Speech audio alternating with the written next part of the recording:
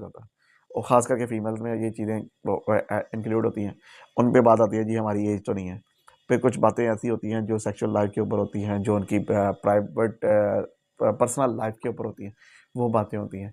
लेकिन बहरहाल ये बातें तो चलें आगे मज़ीद मैं इस तरह की अपनी मालूमाती वीडियो जो आपके नॉलेज के लिहाज से मैं बनाता रहूँगा, तो उसमें मैं आपके साथ शेयर भी करूँगा, अपने केस भी स्टडी करूँ आपके साथ शेयर करूँगा कि जो मैं रोज़मर्रा क्लिनिक में मुझे जो देखने को मिलते हैं, तो इंशाल्लाह आपके साथ वो शेयर करता रहूँगा। और जैसे-जैसे मेरे कैंप वगैरह होते रहते हैं, मैंने जब लास्ट ईयर्स भी मैंने जब कैंप किया था, तो उसकी कुछ मैं आपके साथ शेयर नहीं कर पाया क्योंकि उसकी कुछ वीडियो मेरे पास नहीं थी। लेकिन इंशाल्लाह मेरे आने वाले मज़ीद दिनों में जब मैं कैंप करूँगा, तो मैं उसकी जो वीडियोज़ होंगी, मैं आपके साथ ज़रूर शेयर करूँगा। क्योंकि ज़्यादातर हमारे 90% जो केसेज़ होते हैं ना, वो स्टमक से शुरू होते हैं।